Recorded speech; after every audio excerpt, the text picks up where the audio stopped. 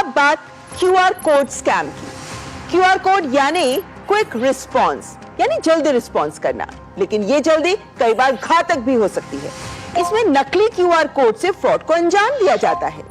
Online payment करनी हो या फिर किसी सर्विस को एक्सेस करना हो, आप तुरंत क्यूआर कोड को स्कैन करते हैं। लेकिन अगर किसी क्यूआर कोड को आप स्कैन करें और वो स्कैम यानी नकली निकले, तो एक कोड स्कैन करके आपके तमाम डेटा को कॉम्प्रोमाइज किया जा सकता है। क्यूआर कोड स्कैम में होता यह है कि एक फेक कोड को रियल क्यूआर कोड में जोड़ दिया जाता है।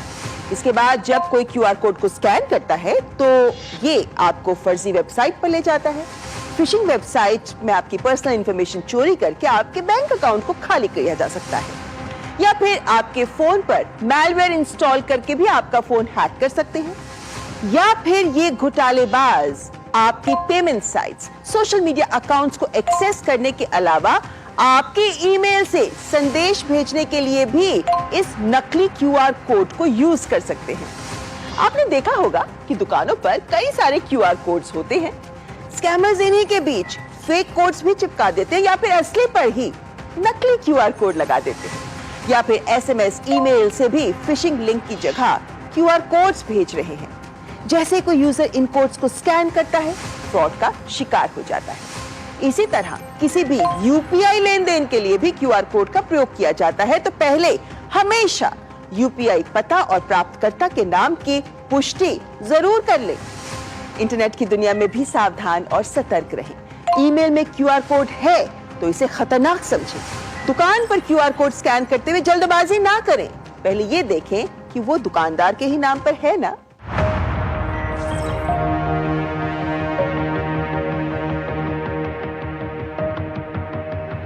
पिछले हफ्ते मैंने एक पेट्रोल पंप पे गया, पेट्रोल लिया और बाद में हमने क्यूआर कोड स्कैन किया।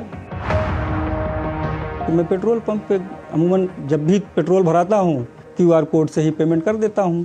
तो मेरी एक आदत भी है कि एक बार मैं उसको वेरीफाई कर लेता हूँ दुकान वाले से। जब मैंने उनको क्यूआर कोड चेक करवाया तो उन्होंने चेक करके देखा नहीं, ये तो मेरा है ही नहीं। और भी जो वहाँ पे क्यूआर कोड उनके लगे हुए थे तो सारे ही गलत लगे हुए थे, और उन्होंने सारा देखा कि गलत है, फिर सारे बदलवाया और उन्होंने थैंक यू भी बोला कि आपने देखा और आपकी वजह से बहुत सारा मेरा पैसा और भी गलत जाने से बच गया।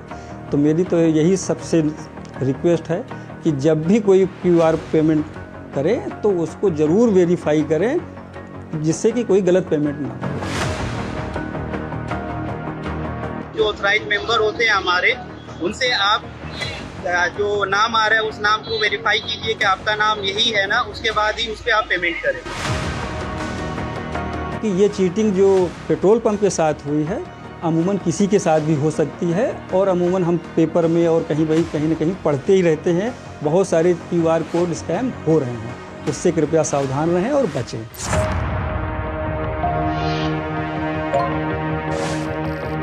ऐसी बहुत सारी ऐप्स हैं जो आपको पेटीएम ट्रांजैक्शंस स्क्रीन क्रिएट करके दे देंगे, या कोई भी यूपीआई ट्रांजैक्शन फेक क्रिएट करके दे देंगे। अब उन तरीकों को क्रिमिनल इस्तेमाल करते हैं, तो वहाँ पर वो चीज़ें यूज़ होती हैं। या आपका फर्जी स्क्रीन दिखाकर कहेगा कि साहब मैं ना एक काम करता हूँ, मुझे कैश चाहिए कुछ अर्जेंट, तो आपके पास कुछ 5,000 रुपये कैश होगा और मुझे कोई एटीएम नहीं है आसपास, मैं आपको पेटीएम कर देता हूँ और आप मुझे 5,000 कैश दे दीजिए। तो आप 5,000 दे दिया, उसने तुरंत देखिए हो गया ना, थैंक यू सो मच। अब वो जो स्क्रीन थी वो फर्जी थी। तो ये जो स्क्रीन का खेल है, जो अभी एक सिस्टम आया आपने ध्यान दिया होगा जिसमें वो वॉइस आती है, जब ट्रांजेक्शन आता है ना तो उसमें आवाज़ आती है कि इतना पेमेंट प्राप्त हुआ, वो हिट ही इसलिए हुआ क्योंकि ये फ्रॉड बढ़ गए थे।